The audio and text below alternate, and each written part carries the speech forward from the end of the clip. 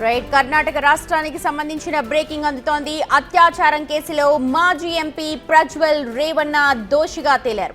ఈ మేరకు కర్ణాటకలోని ప్రజా ప్రతినిధుల ప్రత్యేక కోర్టు తీర్పు వెలువరించింది. రేపు ఆయనకు శిక్షను ఖరారు చేయబోతున్నారు.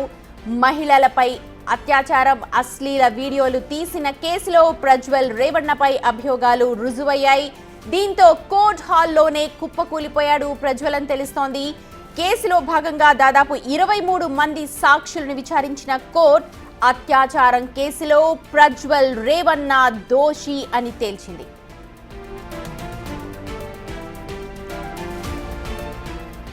మా ప్రతినిధి శివ ఉన్నారు ఈ మొత్తం వ్యవహారానికి సంబంధించిన అప్డేట్స్ అందించడానికి. శివ, నిజంగా కర్ణాటక రాజకీయాల్లో ఒక్కసారిగా కుదుపు కుదికిన అంశం ప్రజ్వల్ రేవన్న విషయం. కేసు ప్రస్తుతం దోషిగా నిర్ధారించింది. ఒకానొక దశలో చాలా ఎమోషనల్ అయిపోయి ఏడ్ చేశాడు ప్రజ్వల్ అని చెప్పి కూడా కోర్టు హాల్లో తెలుస్తోంది. ఒకసారి ఈ కేసుకు సంబంధించిన వివరాలు చెప్పండి.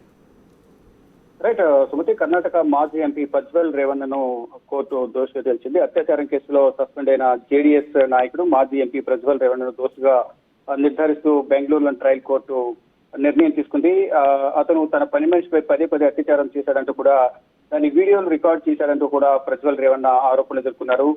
దీనికి సంబంధించి ఈ రోజు అతనుకు సిటీ సివిల్ అలాగే సెషన్స్ జడ్జి సంతోష్ గజానన్ భట్ ప్రజ్వల్ రేవన్న దోషిగా నిర్ధారిస్తూ ఉత్తర్వులు జారీ చేశారు. రేపు కేసు ఏంటి, అదే శిక్ష ఏంటి అనేది కూడా రేపు వెల్లడించే అవకాశం అయితే ప్రధానంగా కనిపిస్తోంది. తన పని మనిషి ఫిర్యాదు చేసిన నేపథ్యంలో ప్రధానంగా ప్రజ్వల్ రేవన్నకు సంబంధించి మొత్తం గతంలో కర్ణాటక రాజకీయాల్లో అతని విషయం అనేది మొత్తం ఉదంతం అంతా కూడా కర్ణాటక రాజకీయాల్లో కుదిపేసింది. మొత్తంగా చూసుకుంటే అతను 14 నెలల పాటు ప్రజెంట్ పరప్పన అగ్రహారం జైల్లో శిక్ష అనుభవిస్తూ ఉన్నాడు.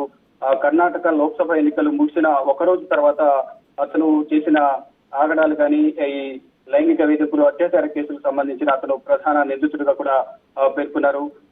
మాజీ మంత్రి హోలీ నర్సీపుర ఎమ్మెల్యే హెచ్డి రేవన్న కుమారుడు హెచ్డి అలాగే మాజీ ప్రధానమంత్రి దేవేగౌడ మనవడు ప్రజ్వల్ రేవన్న గత 14 నెలలుగా కూడా జైలు శిక్ష అనుభవిస్తున్న పరిస్థితి కనిపిస్తుంది. అనేక మంది విచారించిన అనంతరం ప్రజ్వల్ రేవన్నకు శిక్షను ఖరారు చేసే పరిస్థితి కనిపిస్తోంది. అయితే అనేక మంది మహిళలపై లైంగిక వేధింపులను చూపించే అసభ్యకరమైన వీడియో క్లిప్పులు కూడా సోషల్ మీడియాలో కనిపించాయి. అలాంటి వీడియోలను పెన్ డ్రైవ్లను అసలు పోలీసులు స్వాధీనం చేసుకున్న తర్వాత ప్రజ్వల్ రేవన్న ఏప్రిల్ 27, 2014 దేశం విడిచి పారిపోయిన పరిస్థితి కనిపిస్తుంది.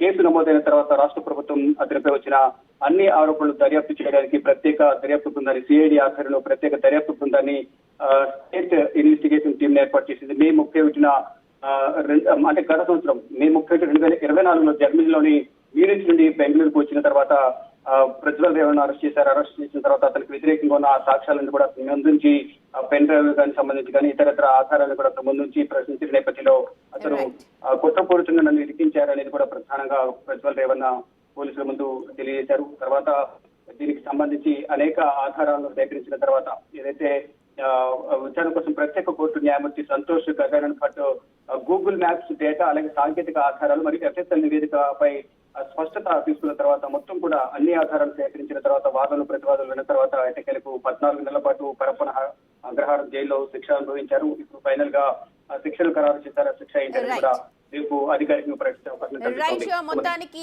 ప్రజ్వల్ రేవన్న దోషి అని తేల్చింది కోర్టు. అయితే ఎలాంటి శిక్ష, ఏం శిక్ష విధిస్తారు అన్నది రేపు